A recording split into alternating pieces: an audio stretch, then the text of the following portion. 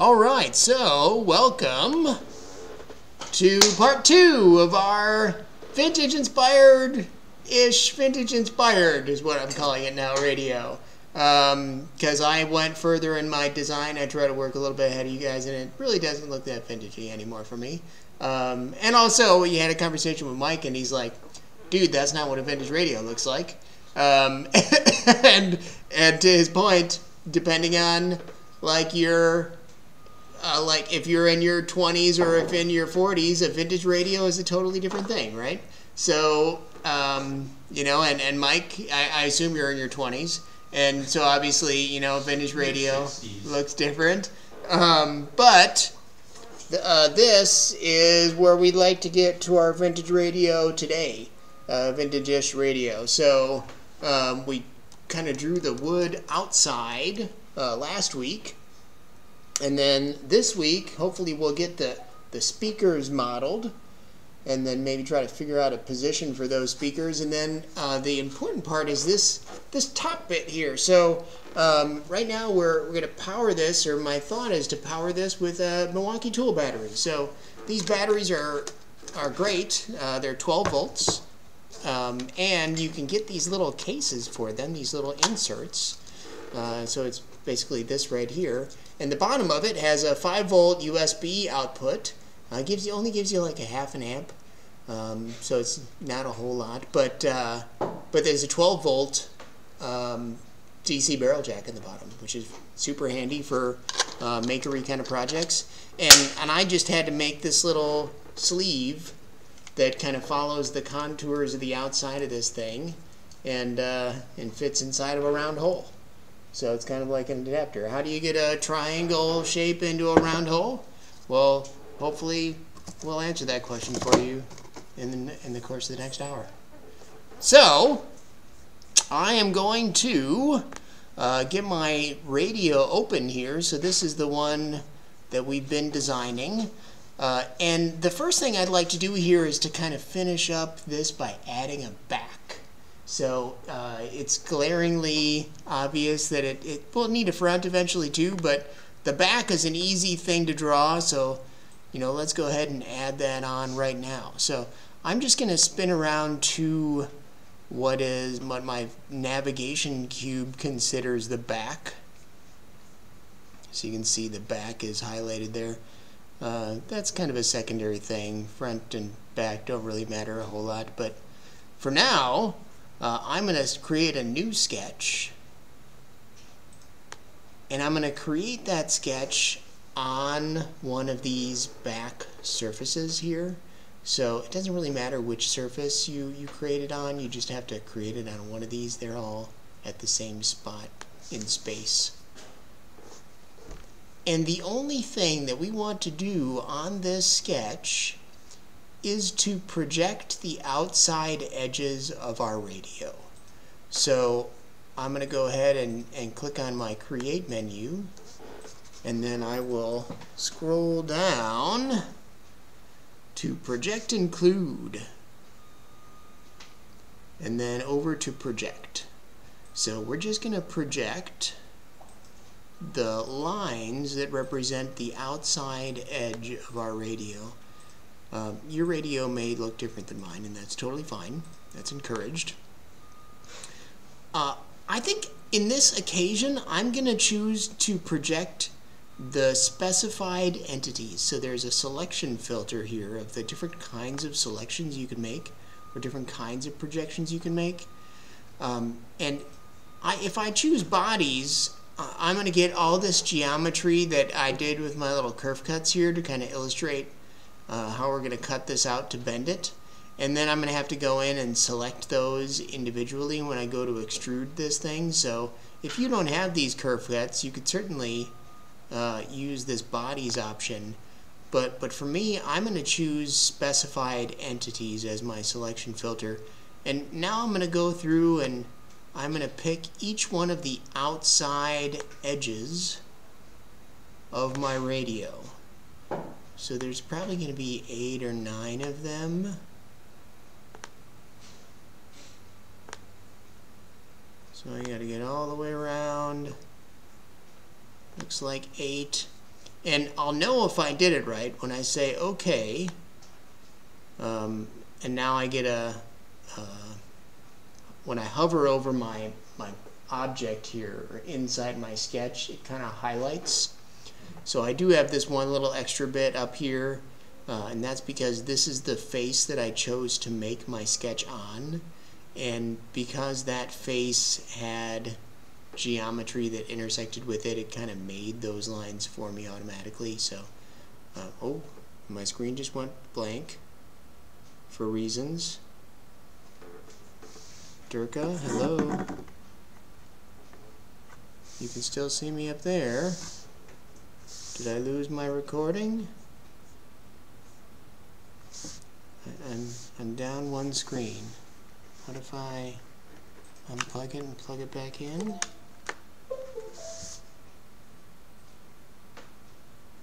Just minor technical difficulties here. Did I lose power at this outlet?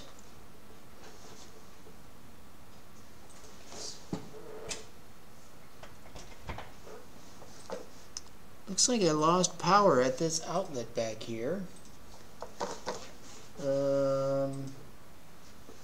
Well, I guess we're gonna continue to roll with it.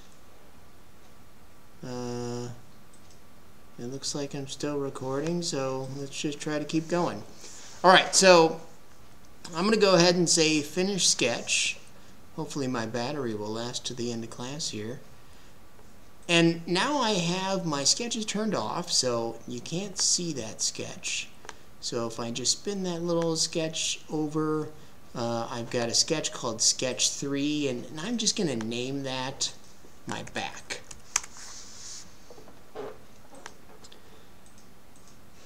So this back, we're just going to simply extrude. So I'm going to go up in my Create menu here and choose the Extrude option. And then I'm just going to go ahead and highlight the individual parts here of the back here that I want to extrude. And we'll specify a distance. I've been making this out of 1/2" plywood. So if you are also thinking about making your radio out of 1/2" plywood, 1/2" is good. But if you have a different thickness of material that you're going to use for your back, I suppose the front of this I'm going to make out of a 1/4" piece of plexiglass. So I suppose you could also make the back out of 1/4" plexiglass.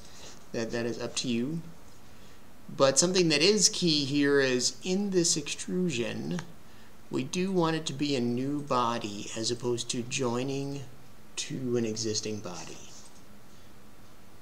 I'm having difficulty getting it to produce a solid shape the way that you are in the sketch. Take a look.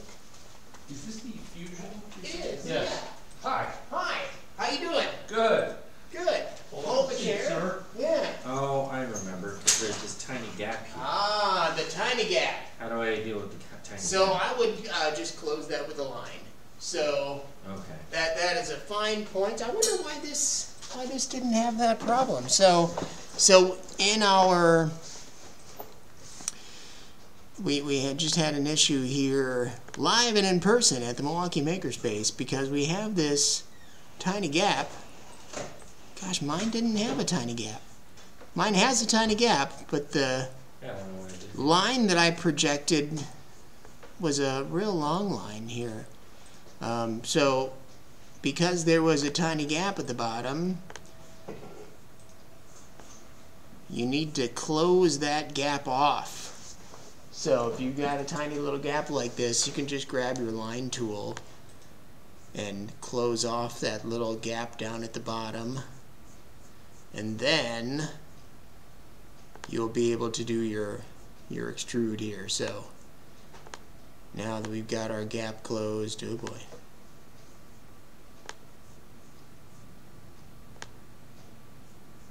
Yeah. 0.5. Alright. Is it gonna let me pick the second body? So we gotta do both of those things. 0.5.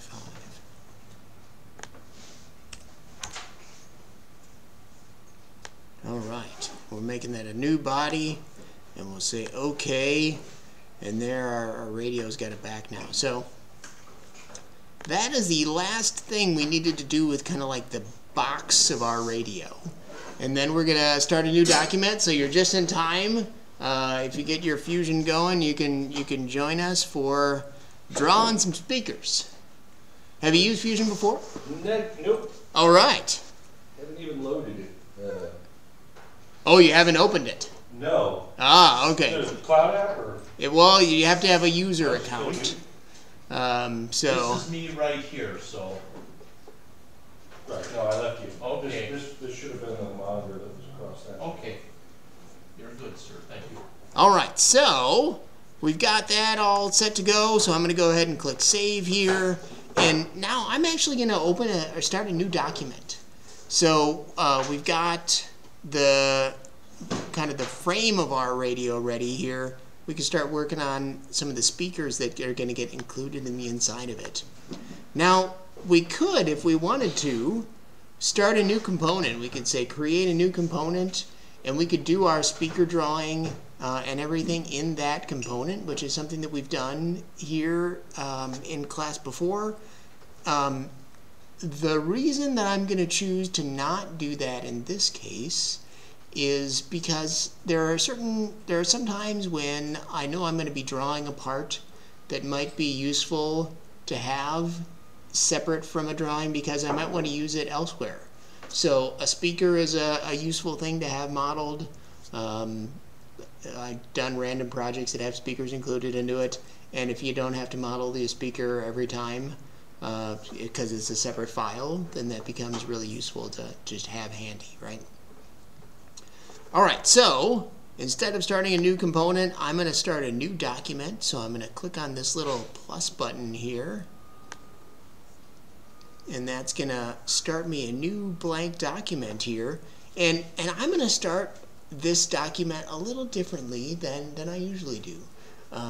Normally when we draw things in Fusion, we start by making a sketch, right? And then we you know, for like a speaker, for example, we'd make a circle and then we'd draw all the mounting bits on it, right? But in this case, I'm going to start by adding some user parameters. So if I click on the Modify menu here and I scroll down to User Parameters, or Change Parameters, sorry, and I click on this Change Parameters option, we get our parameters window that opens up here. And what I'm going to use this for is, like I said, I think it's handy to have a speaker modeled. However, the speaker that I draw this time may or may not be the speaker that I use in my next project. So I'd like to have a document that can represent whatever speaker that I pull out of the drawer at the makerspace, right? So if we model this parametrically, then when we pull a speaker out of our speaker drawer at the makerspace, we'll just be able to pull a couple of measurements off of it, change a couple of parameters here, and we'll have our speaker modeled up and ready to go, in theory.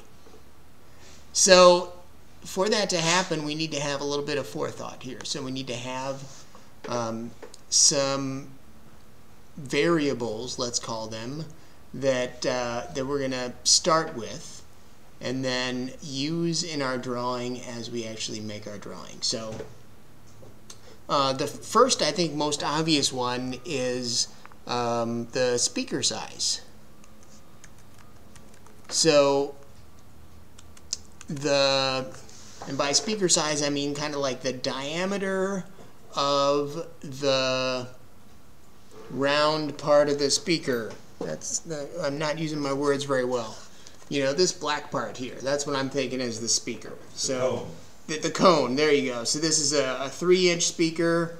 That's a pretty standard size. So I'm going to start with that as my expression that I enter in there. So I'm just going to type in the number 3 there.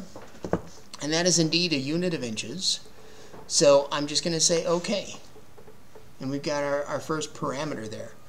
Now, the next thing that every speaker is going to have is a mounting hole, right? So there are holes that you use to mount them. So I'm going to make another user parameter here, and I'm going to call these mount holes, mount underscore holes, and these happen to be like 4 millimeters. So I'm going to change my unit here to millimeters and enter in 4 here as the expression. Now, something else that will vary in all of our speakers here is this speaker has 2 mounting holes. Some will have 4, right? And they will probably either be 2 or 4. I can't think of a speaker that I've seen that has 3. But that is another user parameter that we can add here. So we can add a, gosh, what should we call this one? Mount number? Mount quantity. Mount quantity, there you go. Mount quantity. Now, the unit here is not going to be a unit. It's actually going to be no units, because it's just a number that we need to use where we use this variable mount quantity. And for me, initially, it's 2. So, you know, you can start with 4 if you prefer, but the speaker that I have here that I pulled out of a drawer has 2. So I'm just going to say OK here. I think there are probably 2 more basic-ish variables, and those other, it's going to be like our mount spacing between these holes here. Spacing, or is it diameter? Yeah, or like a diameter. That's kind of how I'm going to think about it. Is a diameter.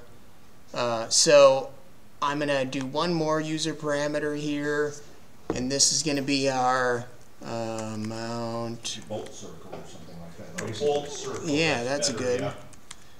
Bolt circle. I may not have the software, but I'll do it later.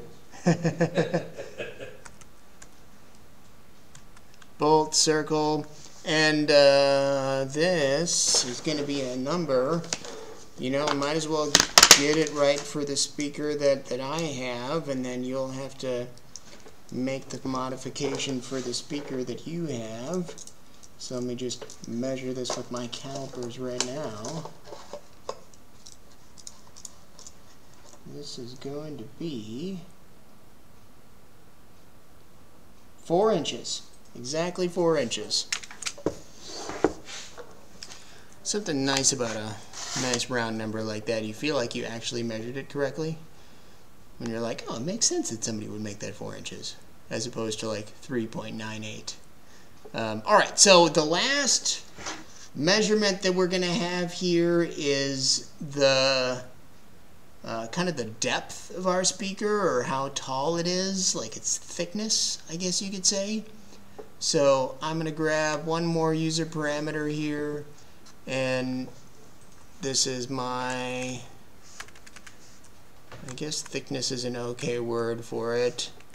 Total height, isn't it? Yeah. That's even better.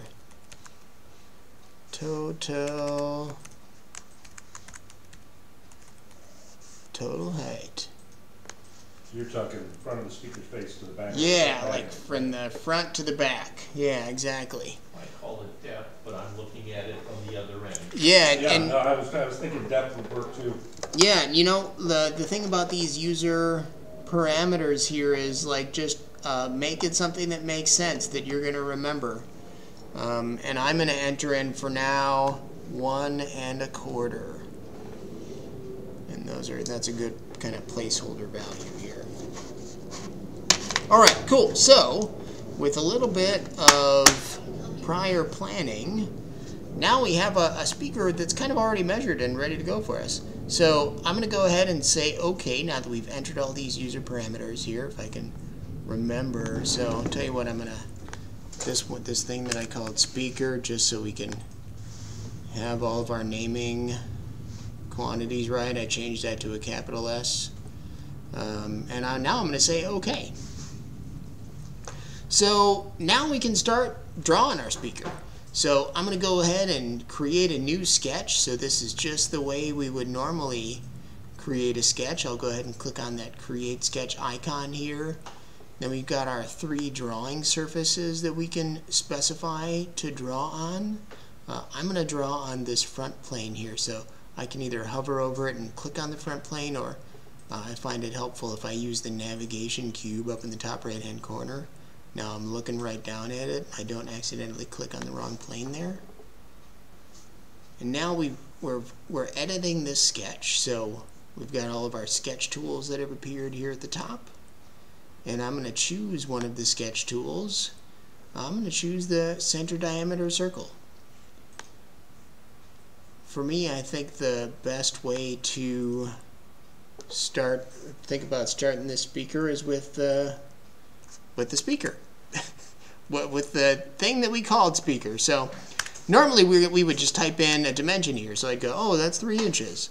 But in addition to typing in a dimension, like 70 millimeters or something like that, we can also type in one of those user parameters that we specified. And if I start typing in S, then we get speaker here. And now I select that, and now I can place this measurement. And there we go. So it used that speaker parameter there. The next thing I'm going to do is I'm going to do my I think we called it the mount spacing. So I'm going to continue to use my center diameter circle tool here. And I'm going to place the center at the same center point as my circle there. And now this is bolt circle. That's right. So our bolt circle is out here at 4 inches, and I'm going to go ahead and place that. Now this circle here, we don't really need, it's just a kind of a guide for us to add our mount holes on. So we don't really need to have this be a solid line. I'm going to turn this into a construction line, so because that line is just for reference for us. So I'm going to highlight the line, and then I can either hit the X key on my keyboard. That's a keyboard shortcut that'll turn that into a construction line, or I can change the line type on my sketch palette here. So my sketch palette, I can see the line type. I can change that to construction. Are you guys following me so far? Yep. All right, cool. So now we can draw the holes. We've got another circle, and I'm just going to place this anywhere on my bolt circle here. And this is going to be our mount holes, I believe is what we called that. These are those little 4mm holes that just serve to mount a speaker with.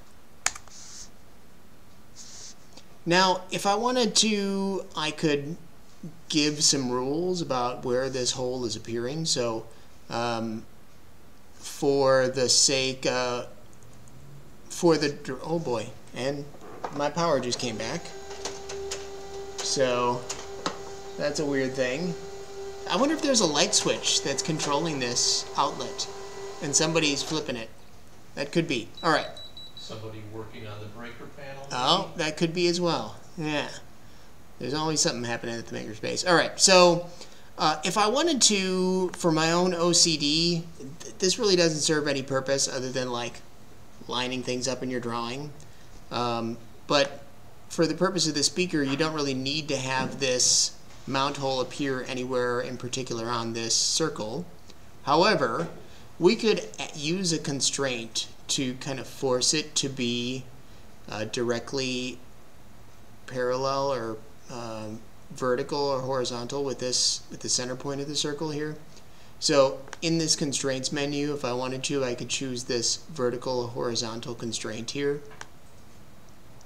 and I could specify the center of my circle and then the center of my 2 circles, and then that'll jump down and always be constrained to be directly horizontal from it. You know, if you're OCD like me and you like things to look nice in your drawings, that's a tip for you. Alright, so the last thing that we want to do here is to specify the number of mounts that we have, and we're going to do that with a circular pattern. So if I choose this circular pattern option here, and I pick the object that I want to make a pattern of, and then the center point, so I can either pick the center point here, or I can pick any one of these circles. And now here's where we enter in not our quantity, but kind of the variable we used for our quantity, or the user parameter that we chose for our quantity, which was mount quantity.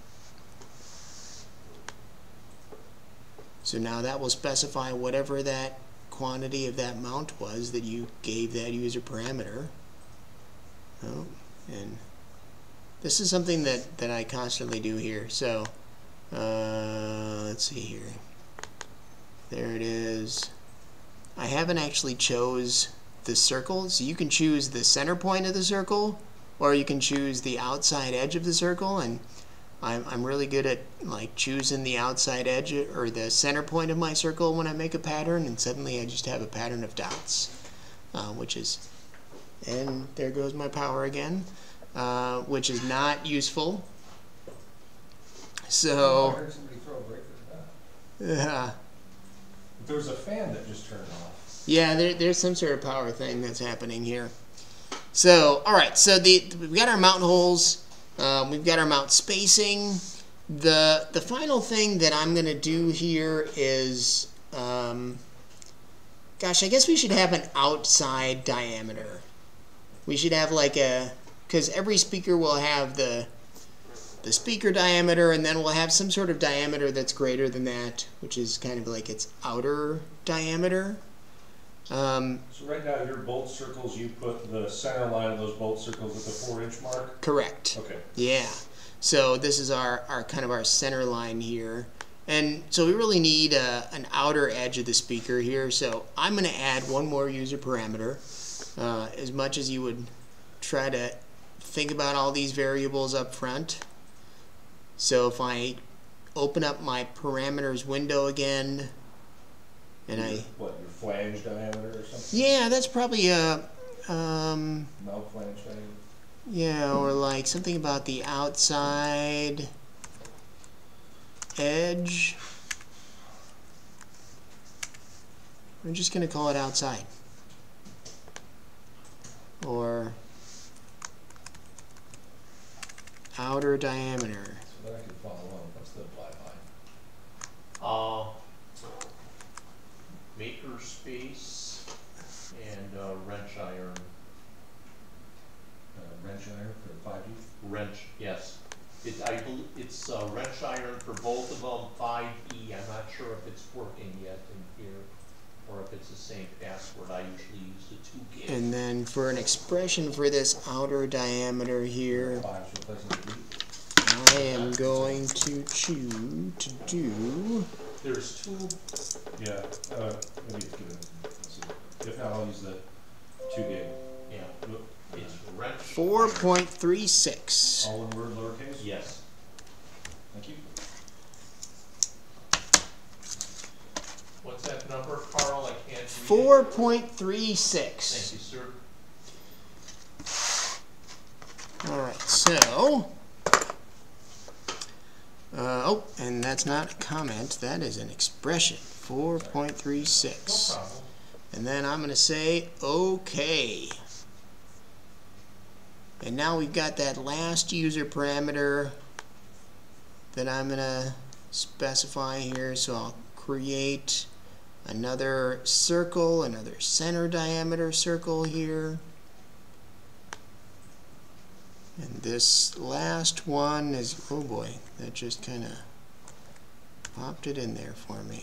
All right.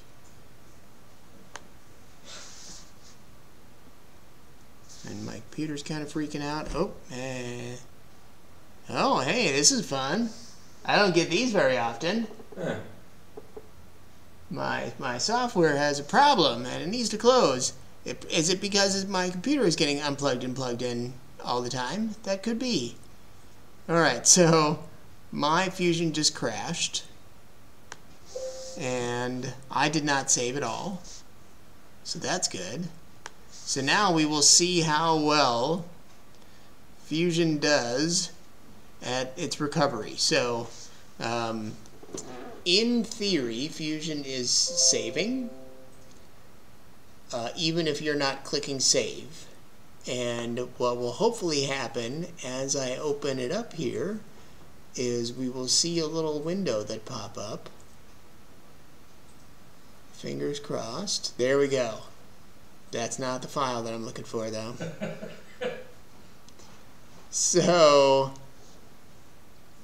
yep, this is definitely not the file. But this is the window I was hoping for. This one was created September 17th. It's definitely not it. It's definitely not it. Alright, so this is why you should save early and save often, I guess you could say, right? I'm going to go ahead and see if I can speed through this. So this is how fast I do things when I'm not teaching a class. We got an outer diameter, it's 4.37, something like that. We got bolt.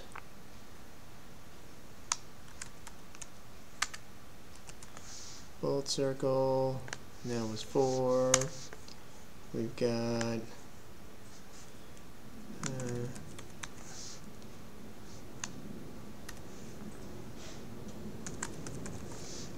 oh man, there goes. Alright, I'm being plugged in and unplugged again.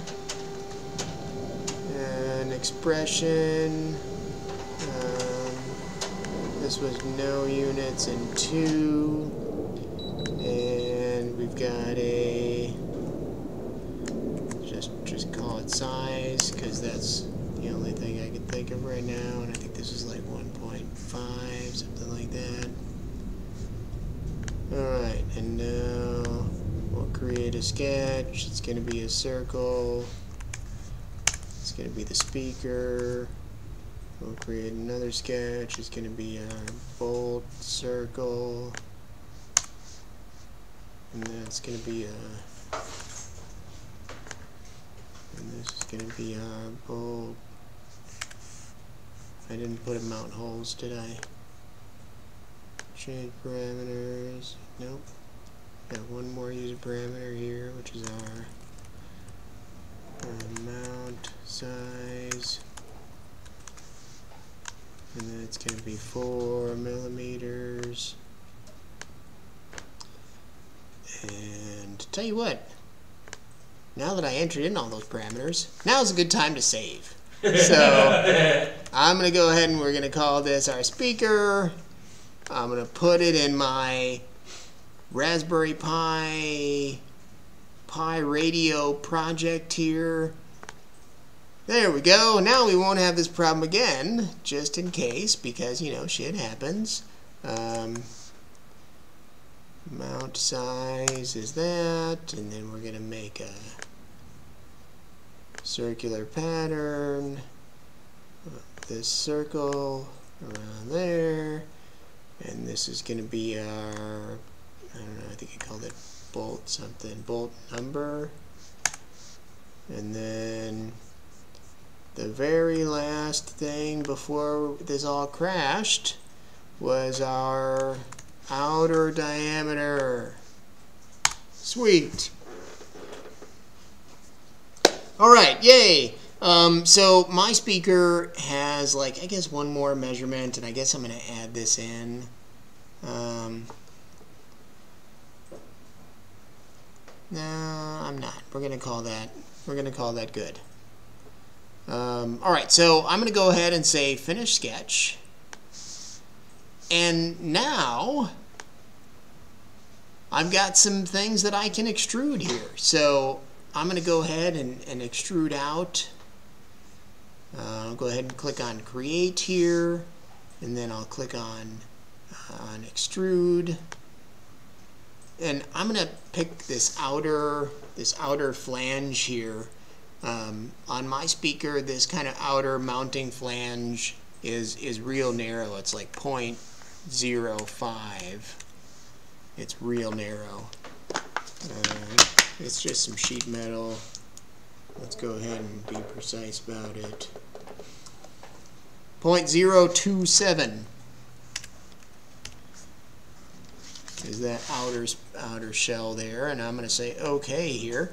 And now I can extrude out the speaker itself. So if I go ahead and grab my extrude tool one more time, I can hit the E key for extrude, or I can grab my extrude tool from the Create menu, and I'm going to choose just that inner ring there.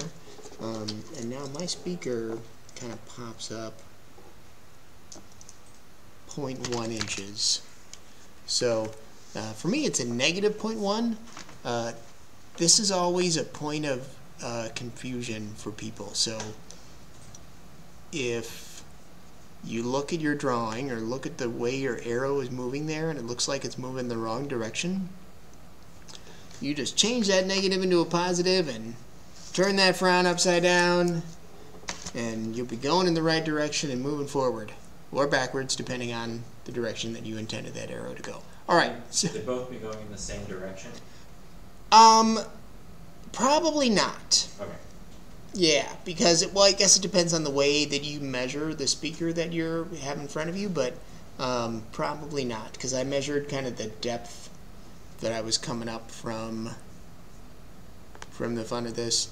On the other hand, we're talking about 0.027 inches, so it's probably not going to be the difference between fitting in your enclosure and not. If you come down to 2 thousandths, then you have other problems. So, alright, so we've got that drawn, and now I'm going to say OK here. And the last thing that I am going to do here is I am going to extrude out the back side. That same circle is going to come out whatever the depth of our... This is going to be that very last user parameter, and I think it was like diameter, or it was, what do we call it? This is where you got to remember the names of the variables. Size? I think I called it size. And I guess I'm going to choose to make this... I guess I'm going to choose to join this. I guess it doesn't really matter a whole lot. In reality, we're just using this speaker to make sure we have room and save ourselves some room on the inside of our enclosure. And in general, that's what we're going to be modeling a speaker for, or what I'm going to be modeling a speaker for, is like, I got to put this speaker inside of something, so I got to make sure that I can fit my speaker and all the other crap tchotchke I got to get in there. So I'm okay with this all being one body. So I have this one body. I'm going to call it speaker. I'll turn off my sketch here. And now we can do a little experiment. So I've got my speaker as it stands right now. Let's see if I pull up the magical internet and go to everybody's favorite shopping website. Actually, maybe it's not everybody's favorite shopping website. Maybe you think Jeff Bezos is trying to kill us all, or uses billions of dollars to send billionaires to space so they can, I don't know, do wild space stuff. Whatever space people do. What do billionaires do in space? I don't know. Flips? Be impressed with themselves. Be impressed with themselves. Yes, that is a fine answer. All right. So speaker is not what I just need. Just look at speaker components. Yeah.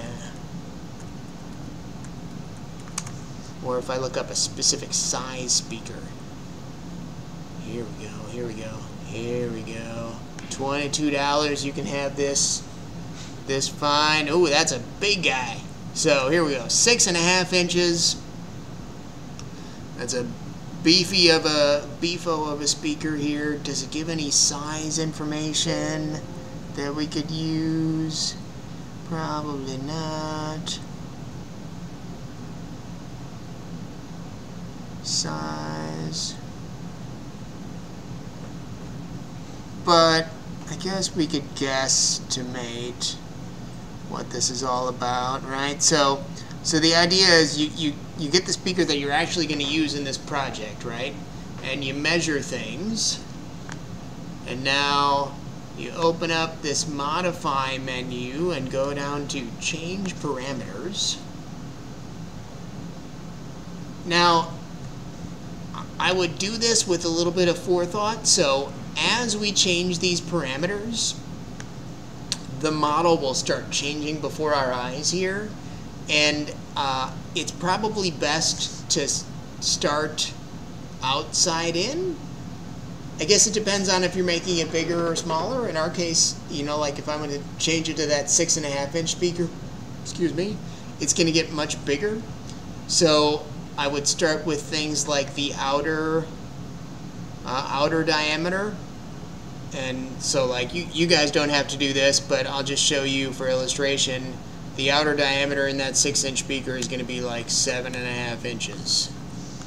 And the speaker itself is going to be 6.5 inches. And the number of bolts, it was definitely 4, and maybe the size is now 6 millimeters. And the overall size is more like 4 inches now. And the bolt circle was right near the outside edge, so it was like 7.25. So really easily, we just changed our speaker, and oh hey, why is there only one hole? That's interesting. In theory,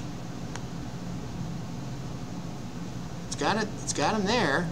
So something that's kind of interesting here is I changed my number of holes, right, to 4, but it only extruded 2 of them.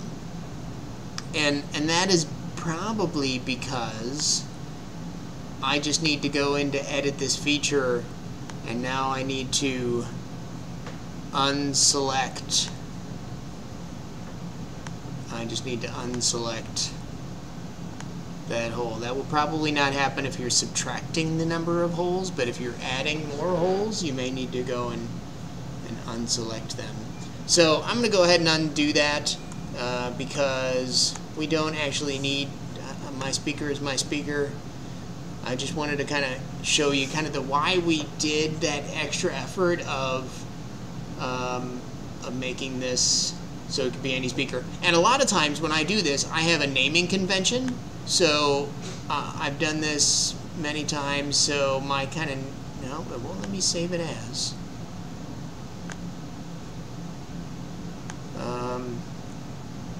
But my naming convention is, I'll call it the any whatever it is. So technically, if I find my radio, and here's my speaker,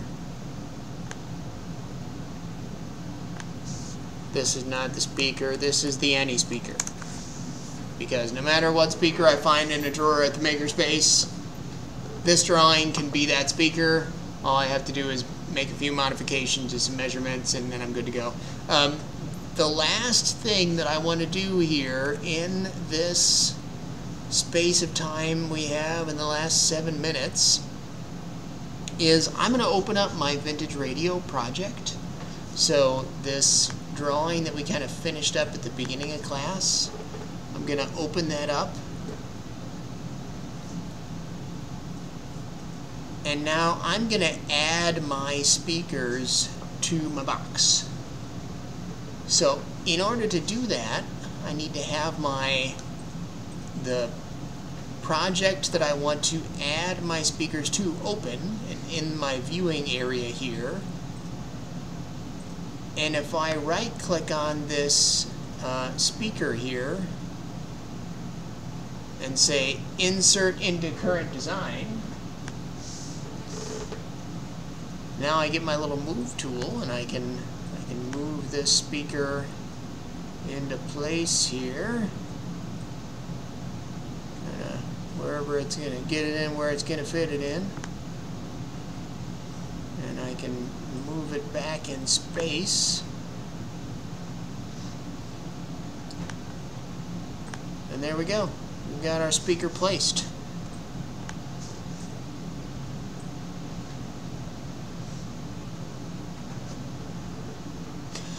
Next week is when we will draw the mount for our battery.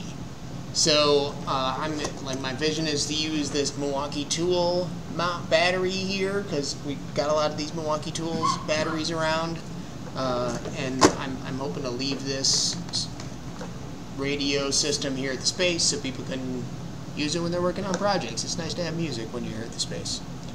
So that will be next week, but for now, I'm going to click save again, because we all learned that you should push save a lot more often than I do, and that will save you lots of clicking. You save it on the radio where you have imported the speaker into it? Yeah, I saved it in both. So I saved both the radio project here, this vintage radio project, and I also saved the individual speaker. You know, something that's worth noting is, you know, this any speaker here, I actually named the wrong speaker the any speaker.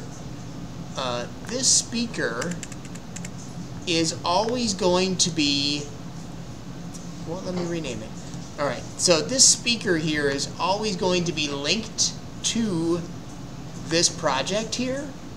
So if I change something about this speaker and then I open this project, it's going to change inside of this project, and it could be that that's not what I want to happen. So especially in occasions like this where I make something that I know I'm going to use again, only it's going to be completely different, before I use it again and change it, what I'll do is I'll say copy. So I'll take this speaker that fits inside of one of the projects that I've made, and if I want to make a new version, a different speaker really, I'm going to right click on that file and then say copy. And what that'll do is it'll make a copy of the project. And now this one is not linked inside of any documents here, and this is the one that I'll open up and change the parameters for my new speaker. Cool? Excellent. We'll see you guys next week. Thanks, Carl. Thanks for dealing with my random power outages here. Well, it didn't affect us much. Yeah, just me on this end, I guess.